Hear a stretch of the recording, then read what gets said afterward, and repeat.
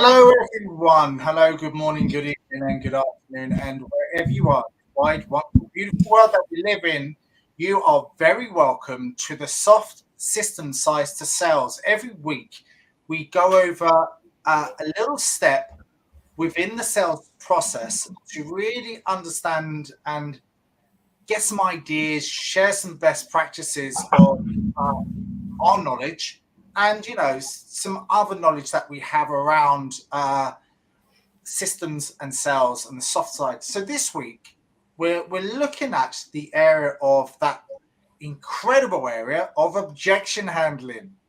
Wow, it probably makes your heart pound, especially when you're new into sales. Like your heart might be fluttering and go, "Oh no, they said something that I'll call you back," or they're going to suggest something else like that. "Oh no, we don't have the budget this year," or "we don't have any money." All of those things that we would hate, and we've all been through it. If you've been into sales for many years, or maybe you're the one that's actually given the objection. So I'm with my good friend here on my right, Shay Lynch from Future State. Normally it would be Dr. Shay Lynch, but today he's gone back to Shay Future State. Say future state, yeah. Dr. Future State. Typo, I think that is, Jason. Typo. Autocorrect, you know? Yeah, and like, look, like we talk about the system, the process, the touch points, everything, Jason, but things don't always go according to plan. You know, like when I talk about building a process, every step is important. Improve the mini conversions along the way. Like anytime you get blocked, it's not a roadblock, it's a hurdle you need to learn how to get over to the next stop. So it's very important to be able to have like that element to your process where you can take feedback, right? Because when you don't get feedback, you can't do anything. And that one you said, the sales objection about "I'll call you back," no word of a lie, Jason, used to put shivers down my spine when I started doing this. I hated it because I was young in my maturity with sales and I didn't know how to handle it. I just go, I like, first of all, it knocked my confidence. You Yeah, know, I was saying, am I useless at sales? Is what I'm selling useless? I had no idea, and I got really self conscious about it, Jason. But and just out of frustration, I ended up having to do something about it to try and figure out what is going wrong. But then when I turned out, when I started like doing the process, it was nothing to do with me at all. Well, there was elements that I was missing, absolutely, but it was not. It was no reason to be self conscious. I just wasn't giving them the right message. So it I took a bit of time. yeah. Sorry, I was going to say because it does take a little bit of time, but when you start to think about it in the positive sense of it, it's a good thing to happen. And the reason why it is a good thing, once you really understand a bit of feedback, and especially when you're new to sales and you start getting anxiety and pressure and you put yourself under too much pressure and go, "What did I say? What did I do?" Then you analyze that. But in reality, once you start to really dig deeper into it, it's an opportunity because you obviously haven't done the full discovery. If they're coming up with an objection, there's something that you haven't quite uncovered. There's something that you haven't quite asked them. I always like to think of it as, well, they're asking for a reason now. So they're giving an objection about something because they haven't really even seen the full value of it. Or there's something a little bit further down the process that they could actually be quite interested in, but you don't really know, depending on the process where you actually are right now or where you are going to be a little bit further on. If it's still within the discovery, then there's got to be a good reason for it. There is. There's always a good reason, Jason. It's called feedback. You Yep. know, like regardless whether you get something further with this particular prospect or not, is the next time I'm in this situation, these are the things I must be mindful of. So you're closing all the variables bit by bit. So you're making it a better buying journey for the potential customer. And that is the goal. Because there's no hard and fast rules. There's no one size fits all. But all you can do is learn from every failure that you've had. And also, Jason, from every good experience. Why did people enjoy the experience? So it's important to take feedback for good or bad, good and bad, and then keep building those things into your next every time you do something the next time, it should be a little bit better than the last. Exactly. Well, let's have a look at some of the things that can be there. So let's have a look at that really horrible, terrible thing. Shay, I'll call you back. Oh. No. Well, like, so, okay. Well, I'd like to say to you then, Jason, right?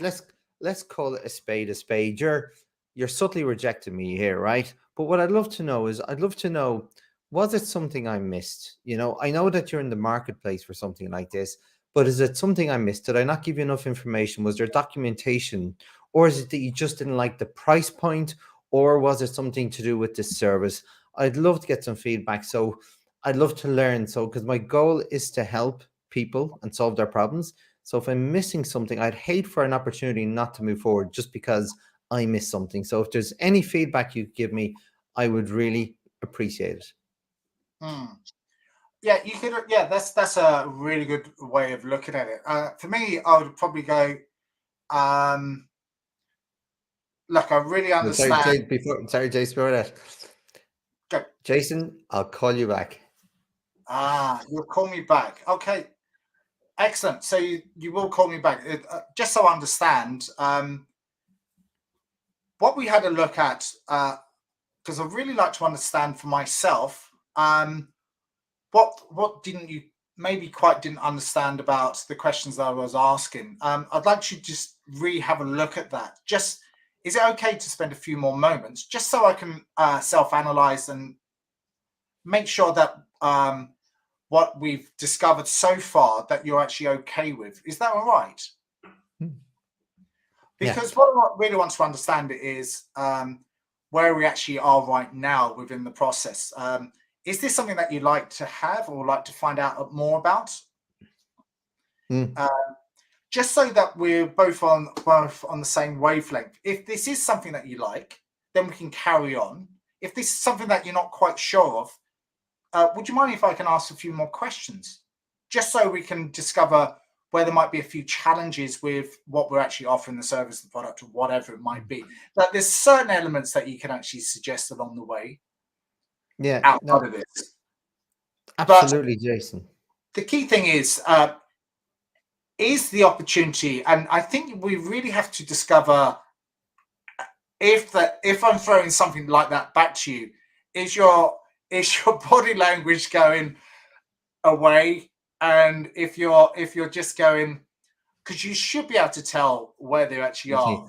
And that's a really good point as well, Jason. It's not always the verbal stuff that you watch; it's the non-verbal, and those cues. Because again, like, I'll tell you now, I have no time to waste when it comes to sales. If it's a dead duck, I want to know at that moment in time. Absolutely. If it's, and here's the other thing, Jason, and I could say at least 50% of these situations when I've questioned it were not because they weren't interested, it's because they didn't hear enough from what I was offering.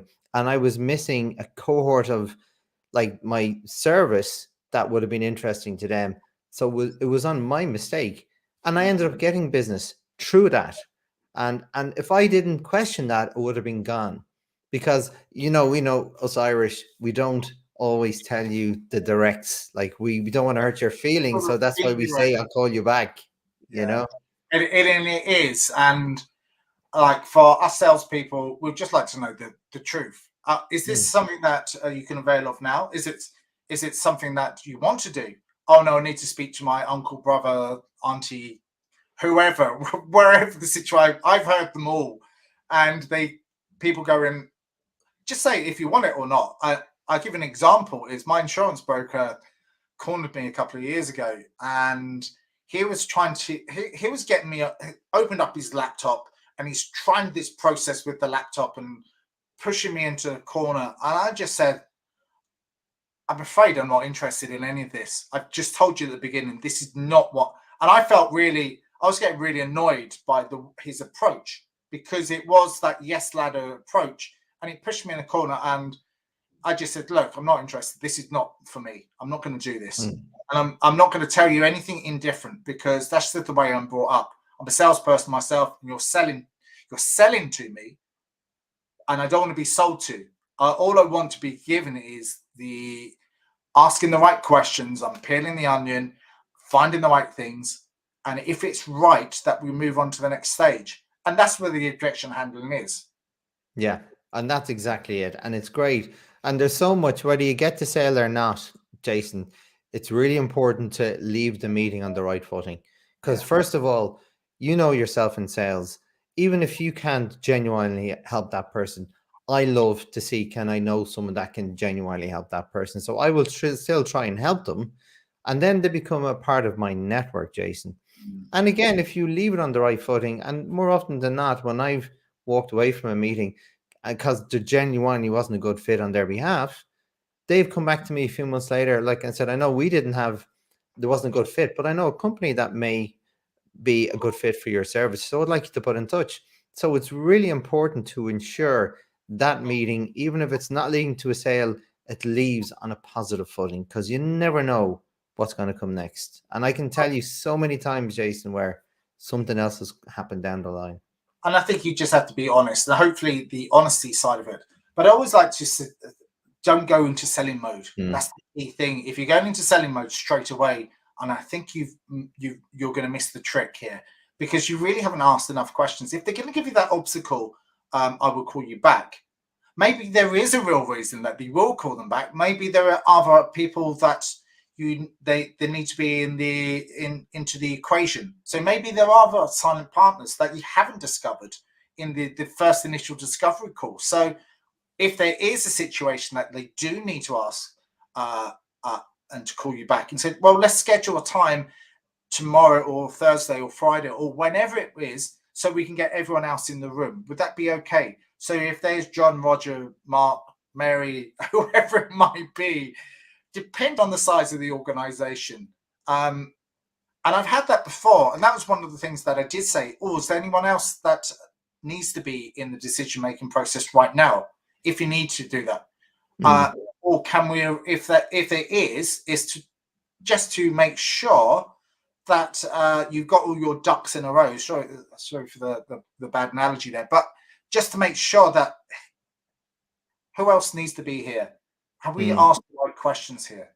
Yeah, so that's always a part of my inquiry process, like ensure that decision makers are in the room, because like I know so many times where I've gone in at the wrong level and spent so many times kicking the wheel, Jason, and it's soul destroying.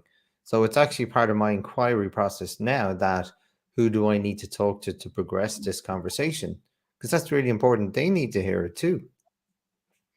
I think just thinking about it is silence is golden.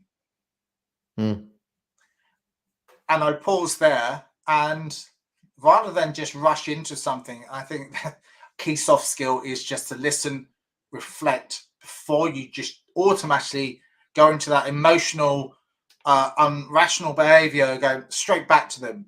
Just pause, because I think pausing is actually quite imperative.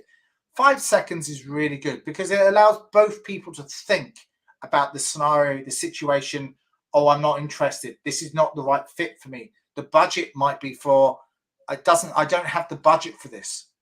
Now, depending on the size of the organization, the budget will come next year. Okay. Then you reframe it in that way. The key thing is to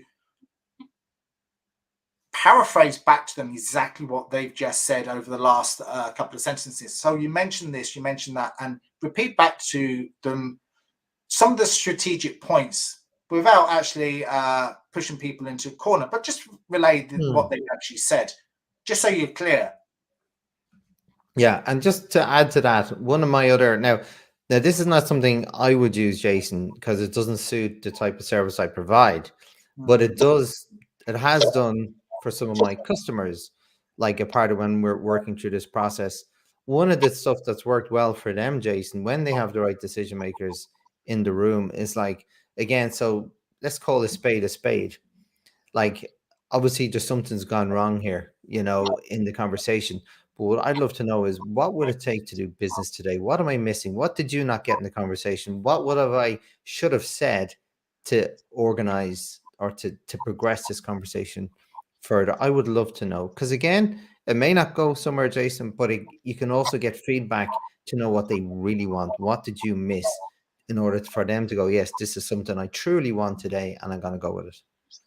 And let's lay things down in practical reality. Is they know they're there. You're there for a reason. They know you're there to sell a service, a product, whatever shape or form it might be. So they know that already.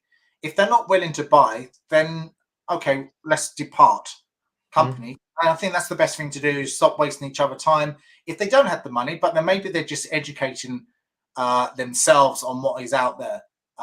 As much as you might have gone through the process already, is this the right thing? Is that you've done your questionnaire in advance and you've covered all the things? But sometimes people are not ready to buy, but they might be ready to buy later on. And the amount of times that I've been to that situation where they're not ready to buy right now, and let's be honest, rather than just throwing it around in your head, have that pipeline behind you that gives you that thing of you're okay. And I was discussing this yesterday on Clubhouse, and we were talking about confidence. When you're there, to be confident rather than being needy. If you're needy, you know what it's like when you're needy. You're getting close to the end of your budget, to your target. You got pressure from your bosses, your sales managers, your sales directors. Got to hit quota. You got to hit quota for the month or the quarter, or whatever. Your brain can go automatically into need mode, and then you're going into discount mode, and then that's the time to really hold back and really be confident about what you do and what you serve, because you are making a service for the other person. You are giving value, and you have to sometimes, even if there's objections there, you just have to go over, I've covered this before, I can cover this again. What other people have done in this situation is blah, blah, blah. And you go into a story about other people's experience. I understand how you feel right now. Other people have felt the same.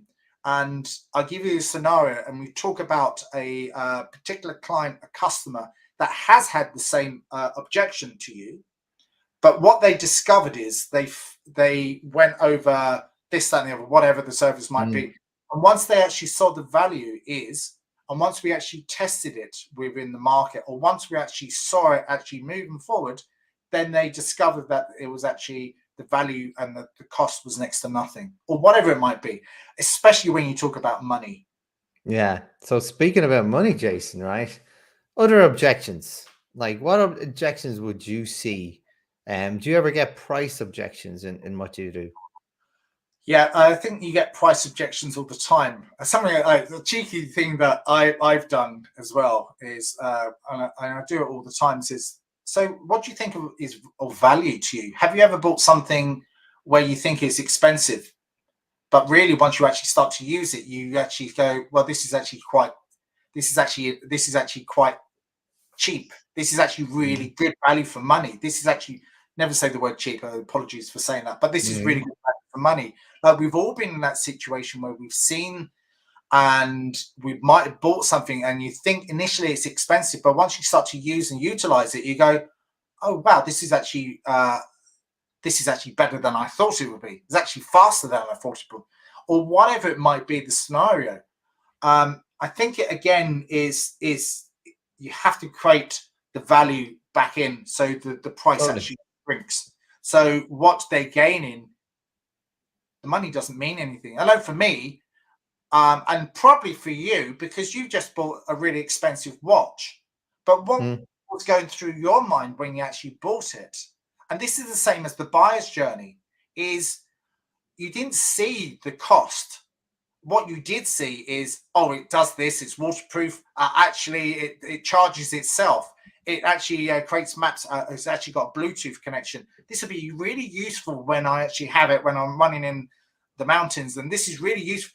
Before you know it, the cost doesn't really mean anything, because it's in your head. You've already imagined what you're actually using it and utilizing it for. And especially when it's in your business, you're doing exactly the same thing. It's smart, it's quick, it's efficient. It's going to make my processes a lot easier and a lot quicker. Once I can imagine it in my head, and once I've actually seen the value, the cost is next to nothing. No, and that's exactly it. Like I personally don't do cost-based stuff, Jason, and it's an objection I would come across with. And I also say, like things like psychological, right? like psychology plays a big part in these conversations too. And it's not about taking the power, Jason, it's about balancing the power. And when you give the power to some stakeholder, like the conversation's gone, it's done, right? Really and truly, because they'll beat you down and then they'll turn what could have been a good project into something that you become bitter over, and you've Race to the wasted bottom. more time and it's wasted time.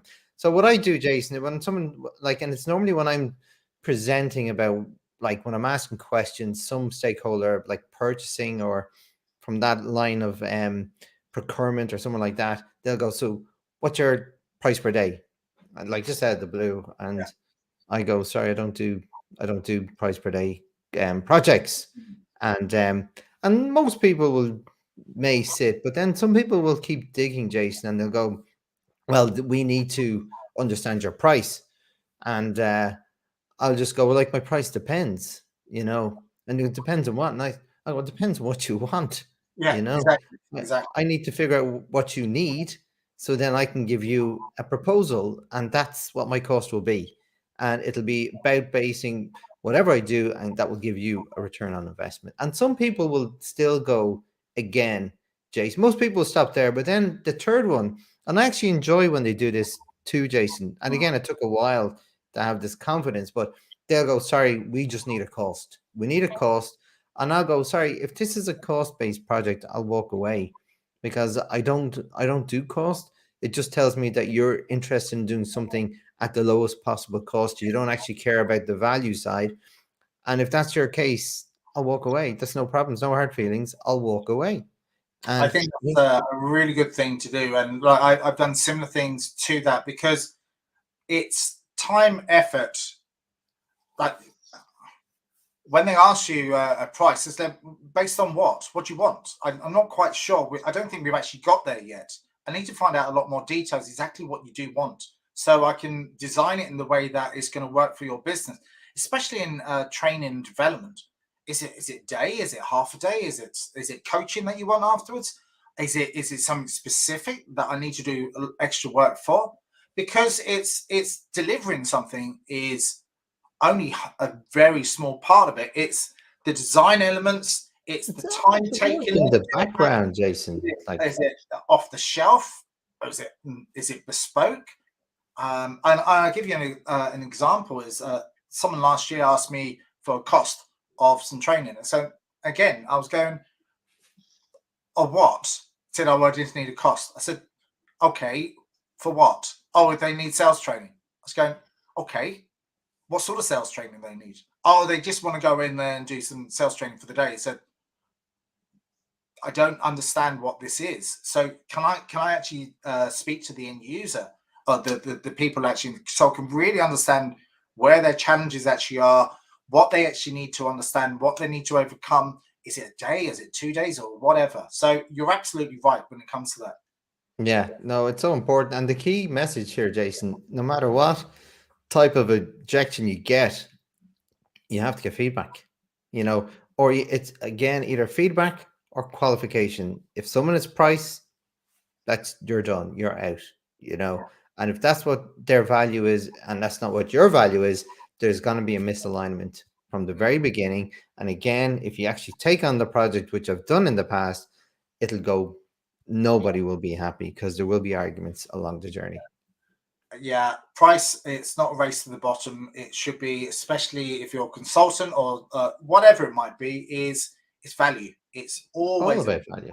it's all about what benefits them, what they're going to see with that, how they're going to use and utilize that. It's lots of different facets, and big enterprise sales, that's a longer term process. That can be 6 months, could be a lot longer to really dig deep and dig deep. But the smaller projects where it's one or maybe two meetings, then I don't know. You just have to take your time with it because it shouldn't be a straight hit straight like Yeah. that. So I think we covered quite a bit today, quite a lot of ground here. Yeah, no, I agree, Jason. And again, one of the key messages for me is no part of the sales process is a roadblock. It's a hurdle. You need the feedback is so important with that particular situation so you can learn the next time to make it better. every time you do another sales prospect meeting, it should get a little bit better, little by little, every single meeting. So by the end of 10 meetings, you're going to have the best messaging in every element of a sales prospect meeting, because the journey of that meeting is crucial, Jason, for the success, for a successful outcome for your business. I would again practice objections, what they are, what they look like. You can search anywhere on the internet, find out what the standard objections are, then write in another column how you would overcome those, and practice those, because it's good to sound consistent and confident when you actually come up with those. Like, and just analyze every situation as you write to get feedback every time. Like, objection is an opportunity. No sometimes mean not right now, but 3 months, 6 months down the line, you just don't know. It's an opportunity, the way I look at it. Yeah, and that's a really good call out. There's no such thing, like there's not such thing as two buying decisions. There's no, like, there's not buy now, and buy later. There's three decisions. Many people forget that buy later, Jason. It's a really good call out. I think that's a really good call, because just might not be relevant to them right now. It can be something for the future. So look, you've been listening to myself, Jason Cooper, and Shay Lynch. Next week, we'll be having a look at another area, which I think we're really excited about, but we're going to release that on Sunday or Monday. So you can tune in to next week at the soft system size to sales. And we appreciate you coming in and watching and listening to us this time. Yeah, thanks a lot. Great to chat as always, Jason. Awesome. Bye-bye.